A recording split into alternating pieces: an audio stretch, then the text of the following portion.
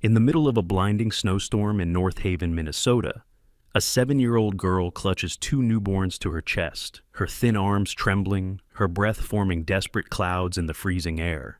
Their mother lies motionless beside the road, forgotten by a world too busy to care. But then, a German Shepherd K9 in a passing truck lets out a low, urgent growl. His partner, a war-scarred veteran battling PTSD, slams the brakes. What's out there in the storm? He thinks he's the rescuer, but the truth is, tonight, he's about to be rescued too. Before we begin, where are you watching from? Drop your country below. Let's see how far a single moment of courage can reach. It was 6:52 a.m. on January 14th in North Haven, Minnesota. A bitter morning where even breath seemed to freeze in midair. Snow came down sideways, thick and relentless, driven by wind that cut through layers like knives. The town lay silent beneath the storm, except for the dull whimper of a child standing alone in front of a locked glass door. Emily Vance was 7, small for her age, with pale skin reddened by the cold and cheeks streaked with salt and ice. Her red coat was torn at the shoulder, one mitten missing, and her thin arms strained as she clutched two swaddled bundles against her chest, her newborn brothers, Noah and Nathan. Their cries had faded to faint, wheezing sobs. Emily's own lips trembled, not from fear, but from exhaustion. She had been there nearly 10 minutes, banging on the private emergency entrance of North Haven Medical Center, but the door remained shut. Behind her, lying half in the snow and half on frozen concrete, was her mother, Clara. 32 years old, Clara had once been full of quiet grace, with long chestnut hair and wide hazel eyes, but illness had hollowed her. Her skin now looked waxy under the dim glow of the parking lot light, and her breathing came in shallow, painful intervals. She had collapsed minutes before Emily reached the entrance, her body failing under fever and fatigue. Inside the lobby, a warm fluorescent light glowed through frosted glass. A nurse had appeared briefly, a woman in her 50s with short gray hair and a hurried gait. When Emily begged for help through the intercom, the nurse paused, looked, then asked for insurance or ID. Upon hearing, "We don't have any," her face stiffened. "I'm sorry, sweetheart," she mouthed silently. Then she turned and walked away. Emily stood frozen in the wind. Her legs ached. Her fingers were stiff. She tried once more, banging with her fist, but nothing changed. Her breath fogged the glass as tears welled up again. "Please," she whispered, "please help us." That was when the barking started. A sudden sharp bark sliced through the muffled snow. Emily turned, startled. Through the white blur of the storm, headlights flickered, cutting into the scene. A forest green pickup truck slowed to a halt across the lot. The driver's door swung open. Out stepped a man, tall, broad-shouldered, wrapped in a military-issue winter coat worn at the elbows. He looked to be in his late 40s, with a hard jaw covered in rough gray stubble and eyes like dark steel, watchful, quiet, heavy. His name was Mark Callahan. A former Army combat medic, Mark had spent years on the battlefield, patching wounds while mortars rained above. War had carved something permanent into him.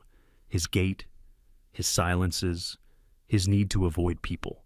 Since retiring, he had lived alone in a cabin 10 miles outside of town, avoiding paperwork, noise, and memories.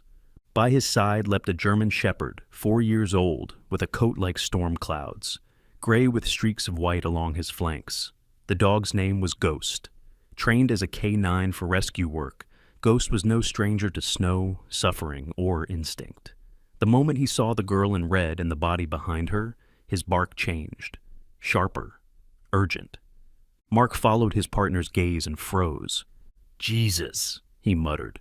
Crossing the snow quickly, boots sinking with every step, he reached Emily in seconds. She flinched as he approached. "It's okay," Mark said, voice low but calm. "I'm here to help." "My mom," Emily said, struggling to hold back tears. "She fell. She's really hot. And the babies, I don't know what to do." Mark gave a single nod. Years of training kicked in. He knelt beside Clara, checked her pulse, her skin, her breath. Fever. Dehydration. She was unconscious but alive. For now. He looked up. "What's your name?" "Emily," she whispered. "Emily, I'm Mark. This is Ghost. You did the right thing coming here." He glanced at the locked doors behind her, then down at Clara. No one had come out. No one would. "Stay close," he said. He slipped his arms under Clara's body. She was frighteningly light, and rose to his feet with practiced strength. Her head lolled against his chest. The snow stung his face as he turned toward the entrance. Emily followed, struggling to keep up, the twins in her arms barely moving. As they approached the glass doors, they hissed open automatically, letting in a rush of warmth. Inside was a sleek, sterile lobby, marble tiles, recessed lighting, silence. At the reception desk stood a tall man in a pressed suit, late 50s, silver hair combed back meticulously. His name tag read, Bradley Harrison, Administrator. He did not smile. "Can I help you?" he said flatly. Mark didn't slow his stride. "She's unconscious, high fever, just gave birth. We need a doctor, now." Harrison raised an eyebrow. "Do you have her identification, insurance documentation?" "She doesn't have it. Doesn't matter. I'll cover the cost. Just help her." "I'm afraid that's not how this facility operates," Harrison said, arms crossing. "Without pre-approval, we—" Mark's eyes flared. "You're really going to argue paperwork while she dies on your floor?" "I'm following protocol, sir." Mark didn't answer. He stepped past the administrator. Emily hesitated, looking between the two men, then followed Mark inside, the door shutting behind her with a soft hiss. Ghost walked beside her like a sentinel, his eyes fixed on the people in the room. The warmth inside made her dizzy. The silence was loud. Mark adjusted Clara in his arms. She didn't stir. Then, with a hard breath, he said nothing more, and walked forward into the hallway, into the hospital, into the fight that would soon begin. The hospital hallway was eerily silent, save for the distant hum of overhead lights and the muffled shuffle of rubber soles against linoleum. Mark's boots echoed with quiet defiance as he carried Clara deeper into the sterile brightness of the North Haven Medical Center. His arms, strong but worn from years of war and woodcutting, held her limp form with the steadiness of someone who had done this too many times, though never under these circumstances. Beside him, Emily clung tightly to her twin brothers, her steps quick and frightened. Ghost padded close, his ears twitching, his eyes alert and constantly scanning the surroundings like a soldier on patrol. "Sir, I'm asking you to stop," Harrison's voice called out from behind, clipped and growing sharper with each syllable. "This is a private facility. You do not have authorization." Mark didn't slow down. "Then sue me," he muttered without turning. At that moment, a side door swung open down the hallway. A man in pale blue scrubs stepped into the corridor, rubbing his eyes with the back of one hand, a stainless steel coffee mug in the other.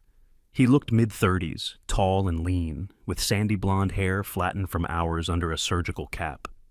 His face was long, with high cheekbones and a day-old beard. Despite the obvious exhaustion in his posture, his eyes remained sharp. A doctor's eyes? He glanced toward the commotion, his gaze locking instantly onto the man carrying a woman in his arms. His hand froze mid-sip. "Mark?" the doctor said, disbelieving. Mark finally stopped. He turned. His eyes narrowed, then softened with stunned recognition. "Evans?" Dr. Nathan Evans took a step forward. "What the hell?" He blinked hard, then set his mug down on a side tray. "Is she breathing?" "Barely. High fever."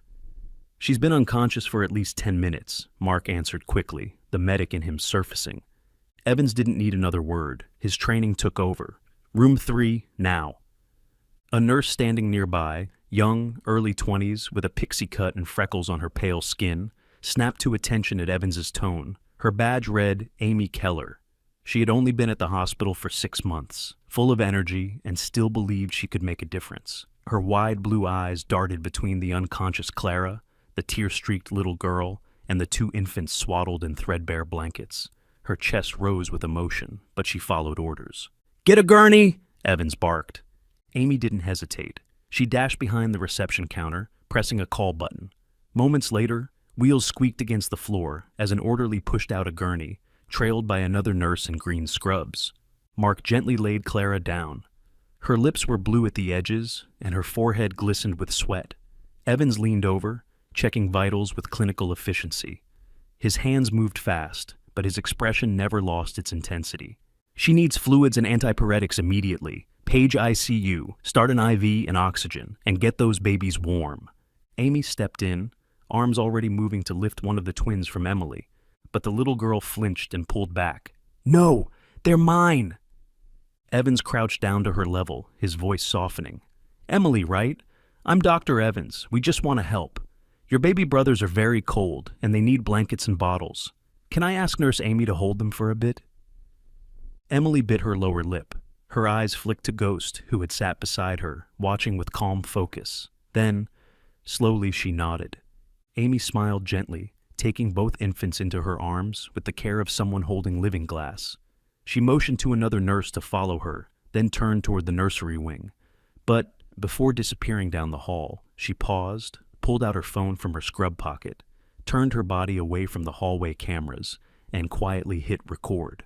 Across the hallway, Bradley Harrison's face had turned pale, then pink. His mouth opened, but no words came out. Watching a soldier barge through security protocols was bad enough. Watching a respected ER doctor obey that soldier and take over was worse. You're going to regret this, Evans, Harrison hissed. There are procedures, protocols, legal liabilities. Evans stood up straight. His voice, when it came, was sharp as a scalpel. If your policies leave a woman and 3 children dying in the snow, then it's not medicine. It's malpractice. Behind him, Mark stepped closer. His eyes met Harrison's. Your hospital turned them away. I didn't, he said flatly. File your report. The administrator turned and stormed off, the heels of his polished shoes tapping furiously across the marble floor. In a small break room adjacent to the ER, Amy stopped recording. Her hands were trembling. She stared at the screen for a second before typing. A soldier carried in a dying woman and her kids. The hospital said no. A doctor said yes. She pressed upload. She didn't expect much, but something in her gut told her it mattered. Back in room 3, Clara's condition stabilized. Evans stayed by her side, coordinating with ICU while still monitoring vitals. Mark stood silently in the corner, arms crossed, his jaw tight. Ghost lay near the doorway like a sentry. Emily sat on a bench beside the exam bed, still holding on to Mr. Buttons, her ragged stuffed bear. She kept watching the heart monitor beep steadily. Her fingers rubbed the fabric of the toy, as if trying to make sense of everything. She'll be okay now, Evans said after a while, looking over his shoulder. Mark didn't answer right away. Then, you were in Kandahar, 2011. Evans turned, nodding slowly. IED hit our convoy. You pulled me from the wreck. Thought you were a ghost back then, too. Mark gave a half smile. Still am? Their eyes held for a moment. Old soldiers, both haunted, both changed. Then Evans added quietly, Thank you for bringing her in. If you hadn't... Mark shook his head. Thank Ghost. He saw them first. They both looked down. The dog lifted his head for a second, then laid it back on his paws. That night, the video Amy posted began to spread. At first, just a few dozen views, then hundreds, then thousands. Comments flooded in. Outrage, disbelief, compassion. The story touched a nerve in a world increasingly tired of bureaucracy outranking humanity. The name North Haven Medical Center began trending for all the wrong reasons. But none of that mattered to Mark. He stayed in the hallway outside room 3, eyes fixed on the closed door. He wasn't sure why he couldn't leave, only that something about this family, this girl, made the cold in his chest feel just a little warmer. The snow had not yet stopped, but the worst of the storm had passed. By late afternoon the following day, the skies above North Haven softened into a dull, pewter gray. Clara remained stable under Dr. Evans' care, and her fever had finally broken. Her breathing, once shallow and labored, had settled into a quiet rhythm. Though still unconscious, color had returned to her lips. After hours of rest and hydration, she stirred, eyelids fluttering in the quiet hospital room. When she opened her eyes, it was Emily she saw first, sitting upright in a chair beside her bed, Mr. Buttons clutched in one hand, the other resting protectively on the twins who slept in the bassinet. Clara's voice was little more than a hoarse whisper. Emily? Emily stood instantly, tears springing to her eyes. Mama, you're okay! Mark stood in the background, leaning against the doorframe, arms crossed. His presence was steady, silent. Beside him, Ghost sat patiently, tail lightly tapping the tile. Mark hadn't left the hospital since the night before, though he had no obligation to stay, but somehow the girl's unwavering strength and the mother's frailty had gripped something deep in him, something that still believed in protecting what's vulnerable. Dr. Evans had cleared Clara for release, provided she had a warm, quiet place to recover. Mark made the offer without hesitation. "I've got a cabin outside of town, quiet, safe, plenty of space. I'll drive them." No one questioned him, not even Clara, when she was told. She didn't recognize him, but her instincts weren't dulled by illness. She looked into his eyes, tired, kind, edged with sorrow, and nodded. By the time they left the hospital, the sun had sunk behind snow-covered pines, casting long shadows across the icy roads. Mark's truck rumbled steadily down the narrow trail that wound through the forest just outside town. The cab was warm, smelling faintly of pine and Ghost's fur. Emily sat in the back seat with her brothers, wrapped in thick donated blankets. Clara rode up front, still weak but upright, her body swaying slightly with the motion of the truck. She looked around the cab slowly. "You're the one who carried me in," she said softly. Mark nodded once. "Name's Mark Callahan." "Clara Vance," she returned, her voice thin. "Thank you." They said nothing more the rest of the drive. Mark's cabin stood at the edge of a frozen lake, nestled among tall evergreens dusted in white. The porch light cast a golden glow onto the snow, and faint wisps of smoke curled from the chimney. It was a single-story log structure, modest but sturdy, built by Mark himself years ago, when solitude was all he wanted. Inside, the living room smelled of cedar and old books. A stone fireplace dominated one wall, flames crackling softly. Worn rugs lined the wooden floor. Everything had its place, neat but not impersonal. Clara sank into the couch near the fire, closing her eyes as warmth spread through her bones. Emily sat cross-legged on a bearskin rug in front of the hearth, Ghost beside her. He'd already accepted her as pack. The twins slept in a makeshift cradle fashioned from a wooden laundry basket lined with clean blankets. Mark moved through the space with quiet efficiency. He stoked the fire, checked the kettle, and set a pot of stew on the stove, thick with carrots and venison. He'd hunted it last month and canned it himself. Old habits from survival days. He watched Clara from the corner of his eye. Her long hair had come loose from the hospital braid, falling in soft waves over her shoulders. She wore a borrowed wool sweater and thick socks. Her skin was still pale, but there was a spark returning to her face. That night, after dinner, the children slept easily for the first time in days. Emily curled up on the rug, wrapped in a thick quilt. Mr. Buttons still in her arms. Ghost lay close, body curved protectively around her. His ears twitched but never flattened. He was on watch even in rest. Mark poured Clara a mug of chamomile tea and handed it to her silently. She looked up, her hands trembling slightly as she accepted it. "You live out here alone?" she asked after a few sips. He nodded. After the army, quiet made more sense than people. Clara smiled faintly. "It's beautiful. Peaceful." "It is," he agreed. Then after a pause, "What about you?" Clara looked into the fire. Her eyes grew distant. "I used to be someone's daughter, someone's honor student, but I fell in love with a carpenter, not a stockbroker. My parents cut me off when I chose love over money. Then he got sick. Fast. I lost him last year. I was 4 months pregnant. I haven't been okay since." Mark didn't say anything for a long while. Then quietly, "I lost someone too." He didn't explain. He didn't need to. In that moment, the silence between them wasn't empty. It was full of understanding.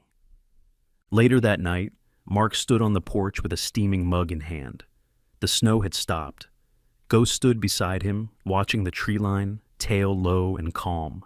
From inside came the soft sound of breathing. Safe, even. Warm.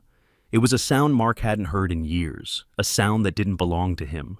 Yet somehow, it anchored him more than anything ever had. The cabin was quiet that morning, wrapped in the kind of stillness that only fresh snowfall could bring.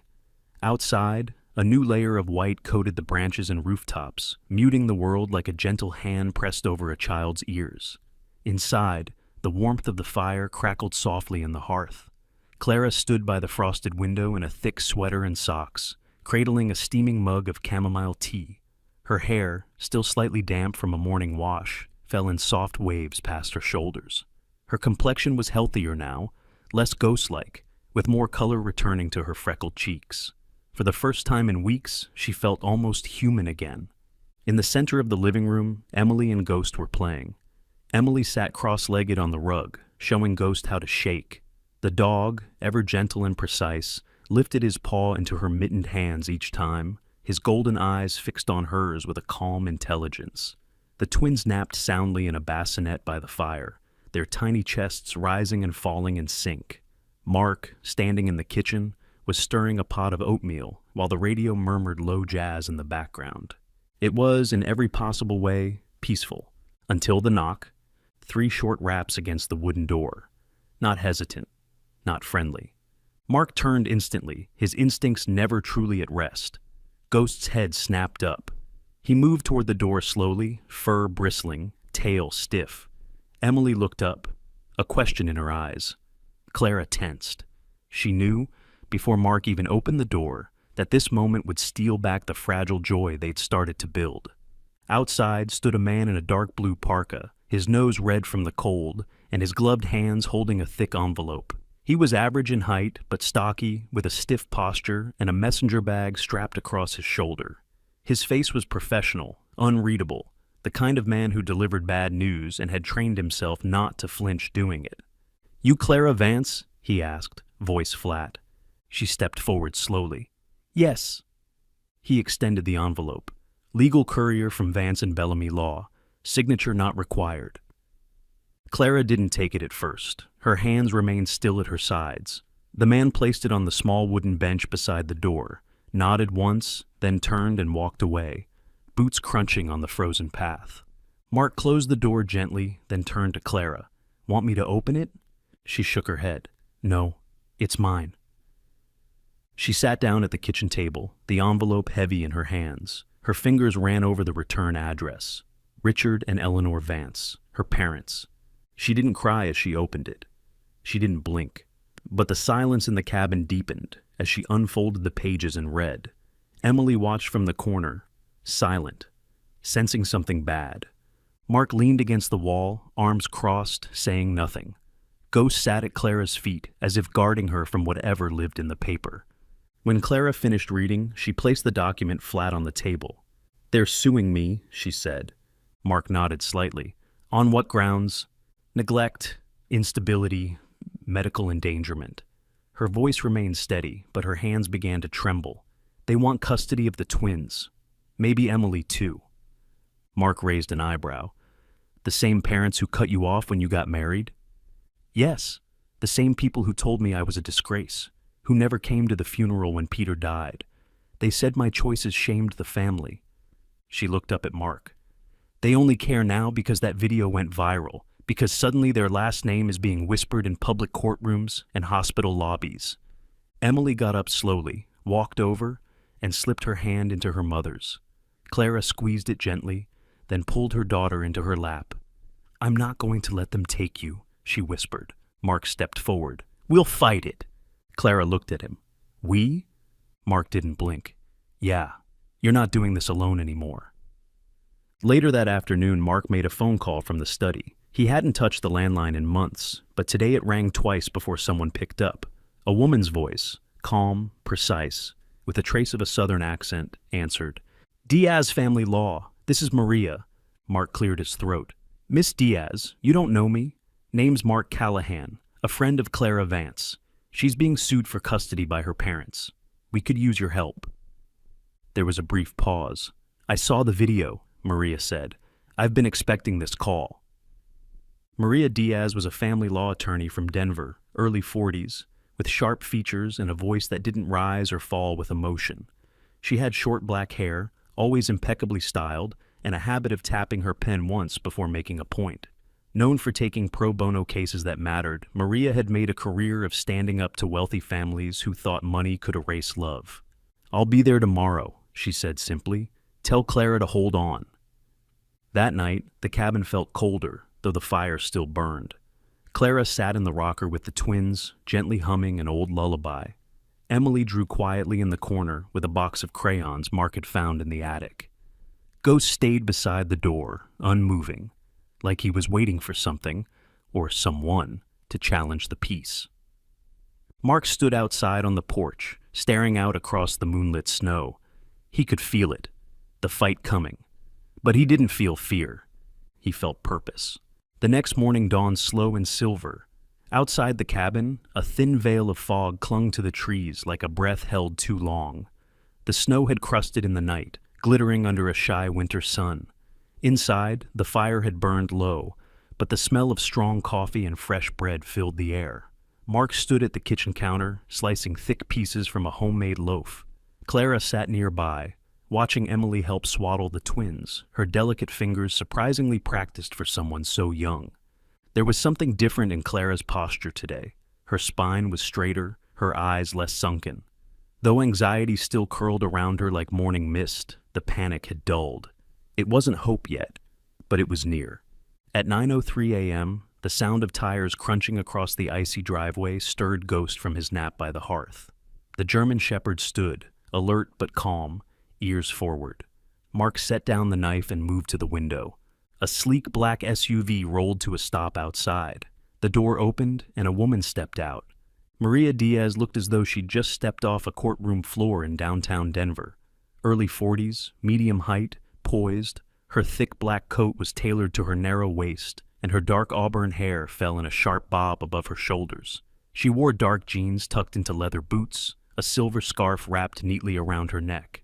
Her features were sharp, high cheekbones, almond eyes, and a mouth that rarely smiled but always meant business. Maria had the kind of presence that filled space before she spoke, and when she knocked, it was firm, measured, confident. Mark opened the door. "Miss Diaz." "Mr. Callahan," she replied crisply, shaking his hand with a grip that brokered no uncertainty. "You must be Clara." Her eyes moved to the woman behind him, whose fingers tightened slightly on her mug. Clara stood, brushing invisible dust from her borrowed sweater. "Thank you for coming." Maria gave a single nod. "I don't take cases like this unless I believe I can win." And I believe it. Once inside, Maria declined coffee but accepted the seat closest to the fireplace. She opened her leather briefcase with elegant precision and pulled out a slim folder. Her demeanor shifted slightly, not softer, but more deliberate. "Let's go over what we know." For the next hour, the cabin became a war room. Maria reviewed the court documents with methodical clarity. She explained the legal accusations: endangerment, economic instability, lack of a permanent residence, and medical negligence. Clara listened in silence, but Mark noticed her fingers tightening around the edges of her seat. Maria, to her credit, noticed too. "We're going to challenge all of it," she said. "You were turned away from a hospital. You had no alternatives.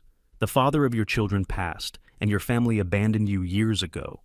We'll prove that you've acted with every possible care under impossible circumstances." She pulled out a sheet of paper. "And this? This is our strongest asset."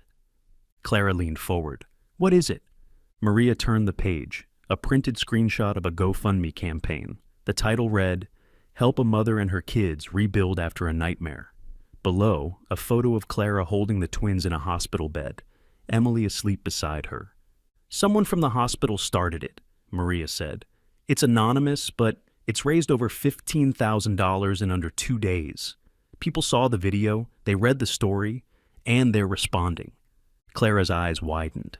15,000? Maria nodded. "We'll use it to establish public support, financial resources, and the moral authority of your choices. The court won't just see a struggling mother, they'll see a community standing behind her." Mark said nothing, but a quiet fire sparked behind his eyes. A different kind of war was forming, one of papers and hearings instead of rifles and radios. But he knew the terrain. He knew how to fight with purpose. Later that afternoon, Maria took a call outside on the porch. Mark brought her a mug of coffee and stood nearby, pretending not to listen. She wrapped up quickly and turned to him. "That was the opposing counsel," she said. "They're doubling down. Richard Vance has hired a firm in Chicago. Big, expensive, aggressive." Mark's jaw flexed slightly. "Let them come." Maria raised an eyebrow. "You're invested." "They're my family now," he said simply. That evening, Emily sat on the floor, coloring with a set of donated pencils while Clara fed the twins. Ghost lay beside her, tail sweeping slowly across the rug as he watched her draw. On the other side of the room, Maria typed notes on her laptop, reading aloud case precedents to herself in a low hum. Clara looked up at Mark, who was tending the fire. "Why are you doing all this?" she asked. Mark turned, his face lit by the flicker of flames. "Because I've been waiting a long time to matter again. And maybe this." He gestured to the children, to Clara, to the warmth between them. "This is what that looks like." Outside, the wind picked up, rattling the windows slightly. But inside, the storm was still. The courtroom in downtown North Haven stood like a monument of old authority, brick-faced and gray, flanked by twin flagpoles whipping in the bitter January wind. Inside, the atmosphere was no warmer.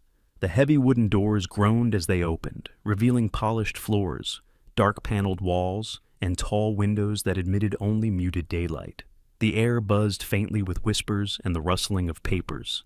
It smelled of varnish and cold coffee, like all courtrooms do when lives are about to be reshaped. Clara Vance sat beside her attorney, Maria Diaz, at the respondent's table. Her hands were clasped tightly in her lap, her posture straight but stiff. She wore a modest navy blouse and a wool skirt borrowed from the church donation closet. Her hair, usually tied loosely, had been brushed into a soft braid. On her other side sat Mark, his clean-shaven face solemn, a navy coat over his button-up shirt. He wore it like armor. Ghost waited outside the courtroom doors with the court's approval. K9S were not typically allowed in chambers, but an exception had been requested. Even in his absence, his presence was felt. Across the room at the petitioner's table sat Richard and Eleanor Vance. Richard was in his mid-60s, tall and lean, with silver hair cut with military precision. His tailored charcoal suit fit perfectly over his narrow frame, and his expression held all the warmth of polished stone. Beside him, Eleanor wore a pearl gray dress and matching earrings, her blonde hair pinned into a chignon. She looked composed, but her eyes shifted often, and her lips pressed into a thin, unwavering line. Their lawyer, Gregory Kroll, was a man in his early 50s with a sharp widow's peak and a voice that coiled like smoke. He stood with the confidence of someone who believed the law bent in favor of wealth. Judge Penelope Harper presided from the bench. In her early 60s, she had a round face framed by iron gray curls and eyes that missed nothing. She was known as a balanced but unflinching figure, fair, but only to those who earned it. Today her black robe rustled as she adjusted her notes and called the court to order. The proceedings began with Gregory presenting his argument. Clara, he claimed, was a mother by biology, not capability. He painted her as unstable, destitute, medically negligent, and emotionally erratic. He cited her lack of formal income, her reliance on strangers, and the viral video as proof of public humiliation. These children, he declared, deserve a structured, stable life, not one built on charity and wilderness living. Maria rose in rebuttal with grace sharpened by fire. She countered every claim with documentation, letters from the hospital confirming Clara's fever and their refusal of service, statements from medical staff, and the GoFundMe as proof of community support. She listed Clara's clean health records, parenting assessments, and volunteer efforts. "This is not about money," Maria concluded. "This is about love and survival, both of which Clara Vance has demonstrated in extraordinary ways." Mid-morning, the judge called a brief recess. Clara stepped into the hallway, her breathing shallow. Mark followed silently. She looked up at him. "Do you think we're losing?" He shook his head. "Not yet. Not as long as the truth is still in the room." When the court resumed, the judge called for final statements. But then, Maria stood again and said, "Your Honor, with the court's permission, we would like to call one final witness." There was a pause. Kroll rolled his eyes, clearly irritated. Judge Harper raised a brow. "Proceed." Maria turned. "Emily Vance, will you please come forward?" A murmur rippled through the courtroom as the little girl rose from the third row. Emily wore a dark green wool dress, tights, and boots slightly too big for her feet. Her blonde hair was brushed straight, pinned to one side with a tiny blue beret. She walked carefully to the witness box, clutching Mr. Buttons, the stuffed bear, close to her chest. Kroll immediately objected. "Your Honor, the witness is 7 years old, hardly qualified." The judge held up a hand. "The court will hear from the child." Overruled. Emily climbed into the seat with Maria's help and looked around the courtroom, at the faces of strangers, at her grandparents who had never once visited, and finally at her mother, who gave her the smallest, trembling nod. Maria approached gently. "Emily, can you tell us what happened the night your mom got sick?" Emily nodded. "We didn't have a car. Mama said we'd walk to the hospital, but she fell. She couldn't get up. I held the babies and knocked on the door for a long time, but no one came out." "And then what happened?" Then a dog barked, a big dog with gray fur, and a man carried Mama inside. He didn't ask anything. He just helped." Maria smiled softly. "Was that scary for you?" Emily looked down at her bear. "I was scared before, but not after. Ghost sleeps next to my bed now. I don't have bad dreams." Maria took a breath. "Emily, do you want to live with your grandparents?" The courtroom seemed as still. The child's voice was clear. "They never came when Daddy died. They never came when Mama was sick. But Mr. Mark built us a crib, and Mama sings again. It's the first time it feels like we have a home." Gasps echoed from the gallery. Eleanor turned her face away, her hand rising to her lips. Richard stared forward, unmoving. Maria turned. "No further questions." Judge Harper looked at Emily for a long, silent moment. Then she cleared her throat. "You may step down, sweetheart." The verdict came after a 10-minute recess. Judge Harper's voice was steady, but not without warmth. "The petitioner's claims rest heavily on perception and wealth, not on care or connection. The respondent has demonstrated adequate responsibility, deep maternal commitment, and the support of her community. Therefore, I award full custody of the children to Clara Vance. Case closed." The gavel struck once. Clara broke down. Silent tears rolled down her cheeks as Emily rushed into her arms. Mark exhaled slowly. Maria gave one small smile, her version of a victory cheer. And outside, in the corridor, Ghost sat patiently by the doors, tail sweeping the floor as the weight of one family's future shifted into light. 6 months had passed since the courtroom doors closed with the gavel's final strike, and North Haven was now a different kind of quiet. It was summer in name, but this far north, the air still held a chill at dawn. The lake near Mark's cabin glimmered with early morning mist, and the pine trees whispered in the wind like they had been watching this family grow. Mark Callahan stood barefoot on the porch, a coffee mug in his hand, and Ghost lying at his feet, head resting on his paws. The German shepherd was nearly 5 now, though his steady gait and watchful eyes made him feel older. His coat was thick, a rich mix of ash gray and cream, with a faint scar behind his right ear from training days long gone. Ghost had become more than a dog in these past months. He was sentinel, playmate, healer. Even in silence, he communicated everything that mattered. Inside, the house had transformed. The once bare cabin was now filled with soft evidence of life. A second-hand rocking chair in the corner, hand-drawn pictures by Emily taped to the fridge, and a baby gate installed at the hallway to keep the now crawling twins from wandering too far. Clara's touch was everywhere, curtains she'd sewn by hand, plants blooming in old mason jars, fresh loaves of bread cooling on the counter. She was healthier now, her face rounder, color returned to her cheeks. Her long brown hair was often tied back in a scarf, and her hands, though busy, no longer trembled from weakness. Mark looked in through the window and saw her now, at the sink, laughing softly as she held Nathan, who kept trying to splash his hand in the soapy water. Noah lay in a playpen nearby, gnawing peacefully on a wooden teether. Emily sat at the table, tongue sticking out in concentration as she braided bracelets from colored string. She glanced up, saw Mark watching, and gave him a toothy grin. He smiled back. There was something about that girl's laughter now. It wasn't guarded anymore. It wasn't something borrowed between moments of fear. It belonged here. Later that day, Mark put on the only dress shirt he owned, a white one with the collar slightly frayed, and drove into town with Ghost in the passenger seat. The county building sat beside the post office, a red brick structure with faded green shutters. The receptionist at the front desk, a round woman with chestnut skin and salt and pepper curls named Miss Janine, gave him a kind smile when he entered. "Back again, Mr. Callahan?" she asked. Mark nodded. "Paperwork's ready?" She chuckled. "It is. Come on back." Inside a modest office with filing cabinets stacked high and a slow ceiling fan humming overhead sat Officer Brenda Talcott. She was in her late 40s, with copper-colored hair worn in a loose bun and square glasses perched on her nose.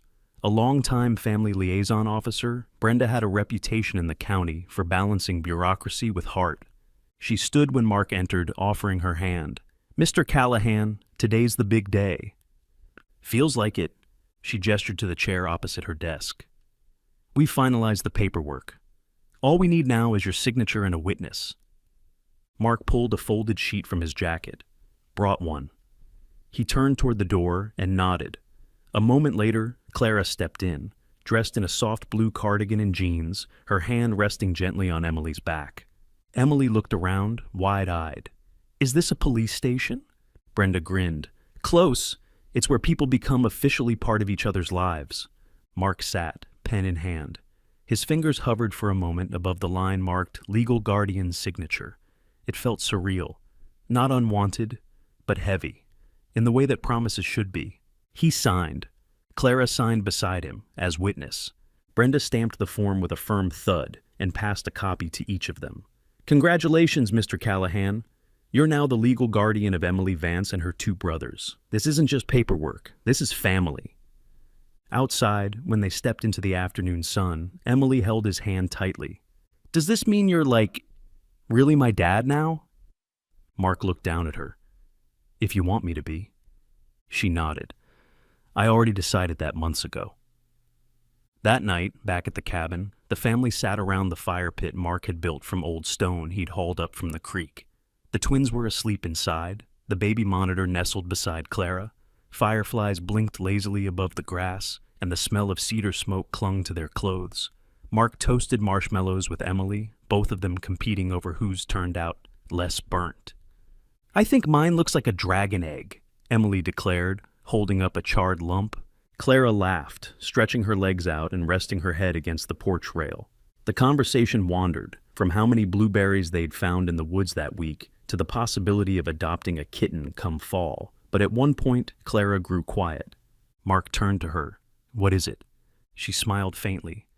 "I was just thinking, this used to feel like a hiding place, somewhere to escape. Now it feels like a beginning." He nodded. "It is." Ghost, lying at the edge of the porch, lifted his head, ears twitching slightly. He watched them for a while, then rested his chin back on his paws. The firelight flickered in his eyes, reflecting the steadiness of a guardian content in the stillness. Snow had returned to North Haven, not in the brutal way it had once arrived, but gently, like a story folding back upon itself. The first flakes of the season dusted the tops of pine trees and drifted lazily across the porch railings of the cabin, which now wore its white coat like a proud badge of all it had survived. It was early December. The air held that crisp quiet only winter brings, as if the world had taken a long breath and was finally ready to exhale. Inside, the fireplace crackled with fresh cedar logs, and the scent of cinnamon from Clara's homemade bread wove its way through every corner of the home. Mark stood in the middle of the living room, one hand steadying the trunk of a freshly cut pine tree, the other adjusting a crooked strand of golden garland. He wore his usual flannel shirt, sleeves rolled up, and his cheeks flushed from carrying the tree in through the cold. There was more gray in his beard now, but his eyes were warmer than they'd ever been. Clara, now glowing with health, held Noah and Nathan on either hip. Her hair was swept into a loose bun, wisps framing her soft face. She wore a wool dress the color of cranberry, and a silver pendant Emily had made with help from the church craft fair. She looked up from the twins, watching Mark wrestle with the decorations. "I think the top's still leaning," she teased. Mark stepped back, squinting. "Maybe it's the floor that's crooked." "It's definitely the tree," Emily chimed in from behind him. The 7-year-old had grown taller in the last 6 months. Her blonde hair was longer, often kept in braids that Clara learned to do while the twins napped. She stood on the couch cushions now, holding a paper star wrapped in tinfoil. "Ready, Daddy?" she asked. Mark's heart stilled for half a second. Not from surprise, but from the truth of the word. He nodded. "Let's do it." He lifted Emily in one strong swoop, high enough for her to place the star on the tip of the tree. Her hands were steady as she set it in place, and when she looked down at Mark, her grin lit the room more than the fireplace ever could. Outside, Ghost stood at the edge of the porch, tail low, ears relaxed. Snowflakes gathered gently along his back, but he didn't seem to mind. He was 4 now, though he moved like an old soul, watchful and still. The twins had taken to crawling toward him every chance they got. He always let them reach him, then nuzzled them with a patience few humans possessed. The door opened, and Mark stepped out, holding a mug of cider. He leaned beside Ghost and looked out across the snow-covered yard. For a moment, he let silence wrap around him like a coat. "You remember this spot?" he asked softly. Ghost turned his head just slightly, as if he did. Mark knelt and ruffled the dog's thick fur. "1 year ago, you stopped everything.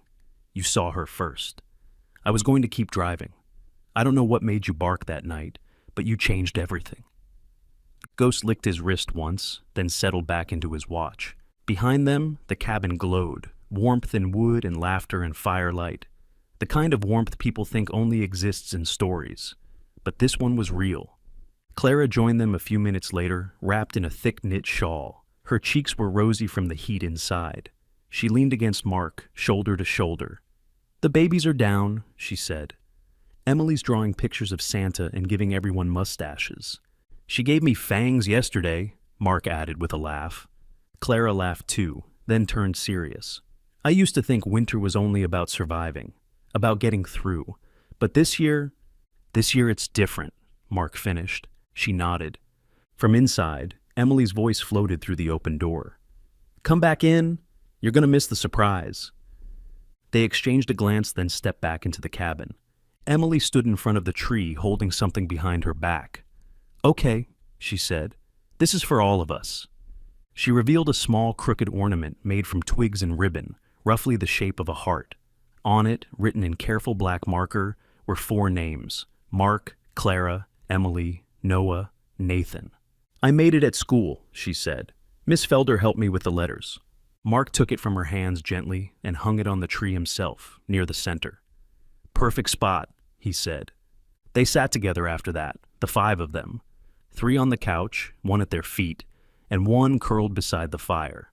Outside, the snow continued to fall, and the door of the cabin, once a barrier against the world, now stood not as protection, but as a welcome. Sometimes, the greatest miracles don't come with thunder or choirs of angels. Sometimes they arrive in the form of a bark in the snow, a soldier who refuses to walk away, or a little girl who believes that love can bloom even in the coldest winter. Perhaps it wasn't luck that brought them together, but grace.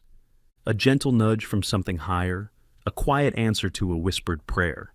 If this story touched your heart, take a moment to share it with someone who needs hope. Leave a comment. Tell us who your miracle was, and don't forget to subscribe, because sometimes the next story might be yours. May God bless you, and may He watch over every soul still waiting for their miracle in the snow.